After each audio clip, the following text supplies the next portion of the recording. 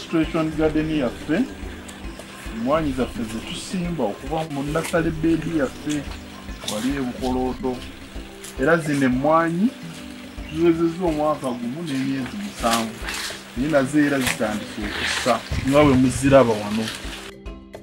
Zino ziizo zisizaako tugenda kubanga tunoga mu Desemba, kitegeeze emmwanyi eno mu myaka 2 oba otandise okunoga. Zino nga bwe muziraba wano twazizimba mu spaces mita 1 ku 1 ne tulekawo ekibangirizi kya mita 3. Ensimba eno y'ensimba y'aba Brazil. Okuva ku mmwanyi eno okutuuka ne ku mmwanyi eno wabeerawo mita 1. Wano makkati between row eno ne row eno tulekawo mita 3. So aba Brazil bano batusingako olw'ebbula ly'ettaka. Banaffe wano mu Uganda ettaka ttono nnyo. Mu AKM bateekamu ebikoola 1333 mu AKM.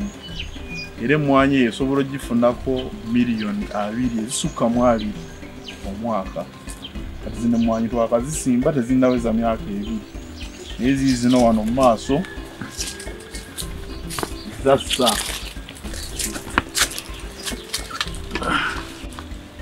Zassa. Era ziizo kitegeeza mu Desemba tugenda kunoga. Kati wano makkati osobola okukolerawo okulimirawo ebintu ebirala ng'ebijanjaalo, okusimbamu ebitooke wano makkati kuba kino ekibangirizi kinene ddala. N'osobola okuyingiza, n'osobola okufuna ate ekisingawo ku mmwanyi. Kuba emmwanyi weetuukira ate ekitooke kiba kyatuuka dde oba n'ebijanjaalo oba green pepper ng'oyo omusawo.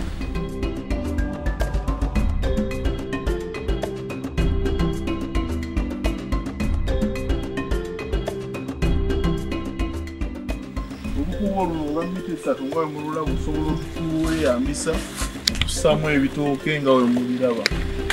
N'osobola okufuna ku mmwanyi ate nga nebwofuna ne ku bitooke. N'okulaba ng'okissa mu makkati kuba ekitooke kiba kitambula kireme kunyigiriza nnyo ate mmwanyi. Kaakati mwanika gw'abadde abalaze ku nsimba ey'abanaffe e Brazil, katulina wano ate ensimba yaffe nansangwa ey'okusimba emmwanyi nga kuva ku kikolo okudda ku kikolo waliwo fuuti 10 ne masekkati fuuti 10, so ze mita 3 ku mita 3. Awo eka ebigenda ku ebikolo by'emmwanyi 405. Kaakati emmwanyi yeetaaga ekisiikirize naye nga si kingi nnyo, so mu mmwanyi yo ebikolo 405 tujja teekamu emiti. Tugiwadde amabanga mita 3 ku 3, kitegeeza mu eka olwo olina muno emiti 4 gyokka. Ate tuteekemu ebitooke kubanga ennimiro nga mpya, omuti gugenda kukula ddi okwemwanya ekisiikirize, so nga ekitooke kigenda kukula mangu kyomwanya ekisiikirize. Tussaamu ebitooke tuwadde amabanga ga mita 6 ku 6, ze fuuti 2 ku 2. Kitegeeza nti AKM ejja kubeeramu ebikolo by'ebitooke 111. Ebitooke ebyo bijja kuwa emmere, bijja kubikka emmwanyi zireme okufa nnyo kasana kangi. Ate tulaze wali ebigugu tujja bitematemako tubisse ebbali tukusobole okuyamba n'okubikka ennimiro mulching. Naye twewale omugotteko gw'emiti emingi n'ebitooke ebingi mu mmwanyi. Nga tussaamu emiti mu mmwanyi, tussaamu emiti ki? Tulina emiti egyagaanibwa ba researchers nga zijja kuyambako okutambuza akawuka ketujja obbalagako aka coffee twig borer. So tufune emiti gyakakasibwa oba gye balikomendinga nga omuti gwe bayita Albizia chinensis. Twewale omuti ogw'ekika ekya Albizia corearia.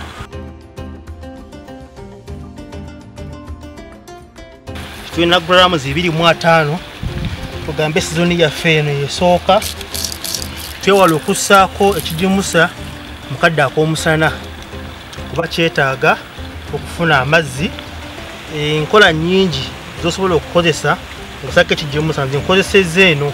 Kakati wano twewala okissaako mu kadde ak'omusana twetwaga akadde nga waliyo enkuba oba sizoni y'enkuba ng'etandise kisobole okufuna amazzi kimerenguke bulungi kibe nga kisobola okukozesebwa emirandira gy'emmwanyi ng'eno nga kiva wansi nga kidda waggulu so bw'ossaako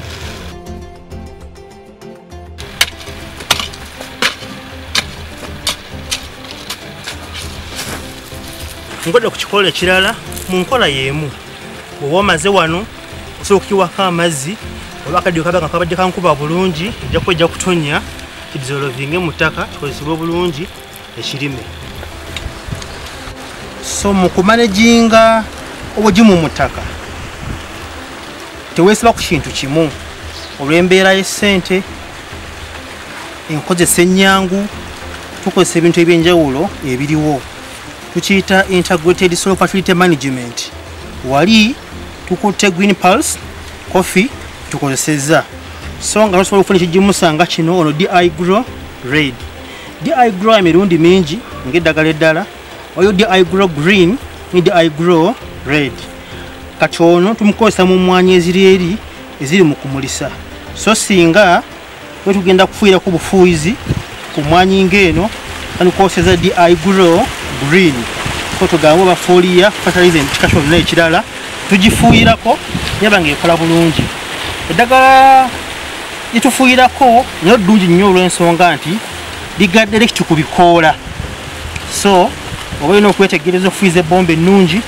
okwambala obulungi ng'ogenda okufuuyira olina okubeera mu gambuut ng'oyambadde gloves mu ngalo ng'omutwe ogubisse bulungi weewala okulya ng'ofuuyira oba okunywa sigala kintu kyonna oboze mu nnimiro okukola ki kufuuyira bufuuyizi so emmwanyi yaffe eno yalumbibwa yafuna obulwadde oba reflust okusinga wali nnyo mu Arabica coffee naye kati na wano ezino emmwanyi zikwatibwa nyenga tulaze wali nti emmwanyi etaaga ekigimusa so okwewala obulwadde buno tumekinge sure nti emmwanyi zaffe tuzigimusa tuzirimirira neba nnimiro nga nnyonjo ne okufuuyizaako eddagala omuli ekirungo kya copper oba copper based fungicides so oba ogenze ku dduuka ogula eddagala omuli ekirungo kya copper tufuuyira emirundi 2 mu mwezi so okumanya okusingawo ku ddagala eryo kika kyoguze ojja kukozesa omulimisaawo akulagirira enkozesa ennungi kati emmwanyi yaffe eno yalumbibwa akawuka ketwogera mu linnya olwangu akakasa obutabi ne tukayita coffee twig borer kajja kagala nnyo okusimbwa primary branches ne stems kajja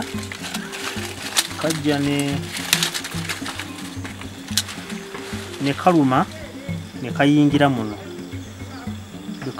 muno kanuunamu amasanda tugayite sap era okumalizanga emmwanyi ekaze emmwanyi yaffe eno yalumbibwa akawuka ketugamba kakazi obutabi naye nga tukayita coffee twig borer kayingira mu butabi muno nga wano wala bwe kafumise so bwe kayingidde munda waguba wakola oluwumbuwumbu ne kasiba entambula y'amazzi n'emmere y'emmwanyi era okumalirizanga ekikolo ky'emmwanyi kigenda kikalampolampola nga bw'olaba obutabi buno bwe bukaze bukola kkala eya kyenvu nebugenda nga bukyuka paka ku bikoola ne kikosa nno embala y'emmwanyi ne kwalite yaayo bwewata olwanyi mangu nnyo okulaba ng'okeewala emmwanyi zonna zikugendako oba zikufaako naye nga tukeewala tutya akawuka kano nga kazze mu mmwanyi ekisooka twagala nnyo emmwanyi okuba nga tesakatidde tugipruninge tugiwagulire tuggyemu amasajja alitalina mugaso agasusse obungi ng'obutabi nga buno obulwadde tubuggyemu bw'obuggyemu tobusuula wansi wabula bukwate obuteeke mu kutiya bw'omala obwokye naye tojjaamu ng'osuula wansi nti akawuka kajja kubuka kadde mu mmwanyi endala kazirye so jjamu teeka mu kutiya genda oyokye.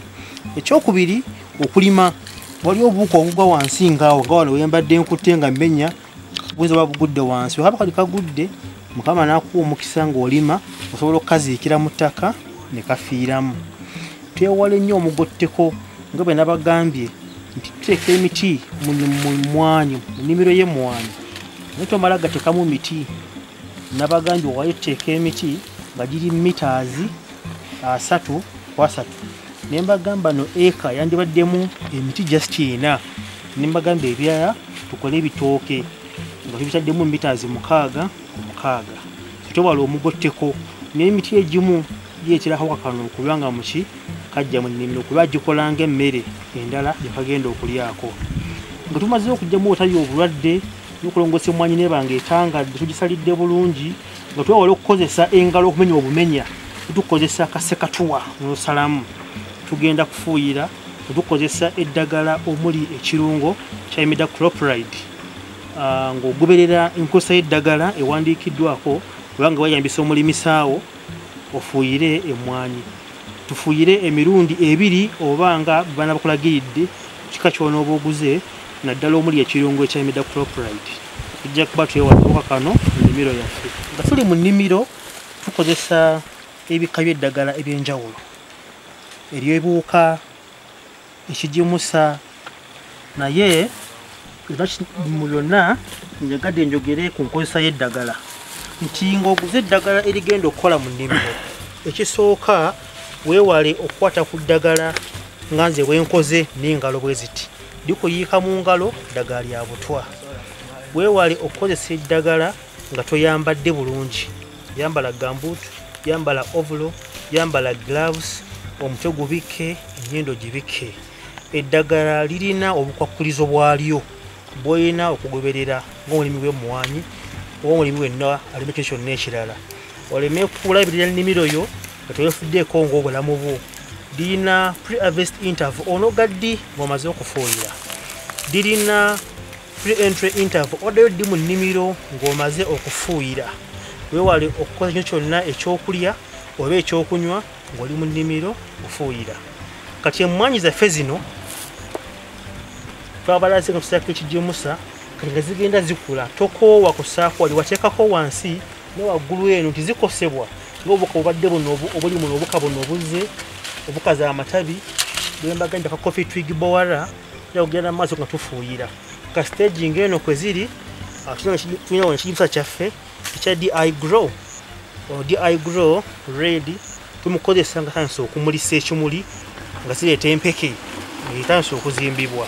Ne DI Grow Green tukozesa ng'emmwanyi zaffe ziri mu stage eri vegetative nga walaba wano tuzikuba green ate nga ziri ekimuli obulungi tuzikuba red.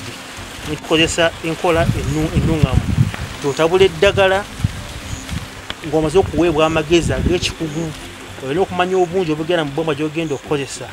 Liters 15 egenda mu ddagala ddala obungi bulala ne liters 2 obungi obugendamu bwawukana.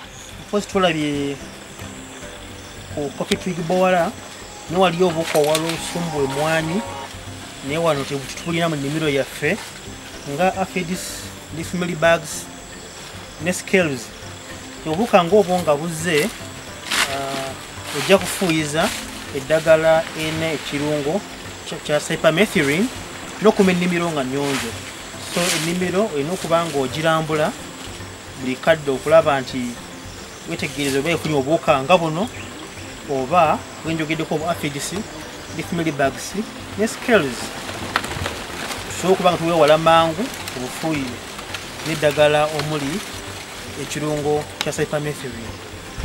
Emmwanyi eno bassebo ne bannyabo mugiraba wano wansi yajja neereeta wano neeyawulamu emirundi 2. Emmwanyi bw'etuuka waggulu mu fuuti ng'emu n'ekitundu tugijjamu omutunsi tetuweta. Bwe tugijjamu omutunsi amaanyi gonna neegazza wali wansi era wano ejja kuleeta wali omumwanyi omulala emmwanyi gisobole okweyongerako. Omugijjamu omutunsi amaanyi gonna egazza wansi neesobola okuleeta emiti emirala waggulu gisobola n'osobola okufunamu. So tekyetaagisa kuweta kuzina emmwanyi endala kuba abantu abamu baba beeraliikirivu mu ky'okuweta emmwanyi. Emmwanyi zino eza Colonel Coffee nungi nnyo okusinga ddala ku mmwanyi zaffe eza Elite tujja mu nsigo zinnansangwa kubanga kati emmwanyi eno amazima eri mwaka gumu n'emyezi 8 naye nga eraga nti essizza empeke z'emmwanyi ate nga zikyagejjera ddala. Nabagambye nti mu kuzawula obulungi naddala emmwanyi zaffe ziri eza Elite zikwatibwa obulwadde bwa coffee wilt disease. Ne mbagamba nti Crohn tafuna buzibu kulwala coffee wilt disease. Yo giraba nti yeeyagala nnamu tena bulwadde bugisumbuwa okuggyako obuwuka nga bwe nabalaze embu bujja n'engeri gye tumanagingamu. Mpozi era omuntu okweyongera okwetegereza emmwanyi osobola ogikeberako ne wansi okulaba ddala ku ttaka eno waliyo obuwuka obuyinza okugiviirako okukala bwe bayita root mealybugs bujja ne bujja ku mirangira gy'emmwanyi wano ne bunuunamu amasanda ago ne bubulokinga entambula y'amazzi n'ekiriisa okuva mu ttaka okudda mu kirime osanga ng'emmwanyi ekaze. Obuwuka obwo nga busumbuye emmwanyi ogisanga nga ebikoola bitandise okukala ne bivaako ne bigwa. Emmwanyi za mukulu kaggwa azirabirira bulungi tetunula kufunamu kikolo kirina root mealybugs naye nno gwali eyo singa emmwanyi zo zitandika okufuna obubonero obutategeera bulungi kyetaaga otuukira omulimisa akuwa amagezi ag'ekikugu okulaba nga ozifuuyirako endabirira endala okugoba ebiwuka n'endwadde.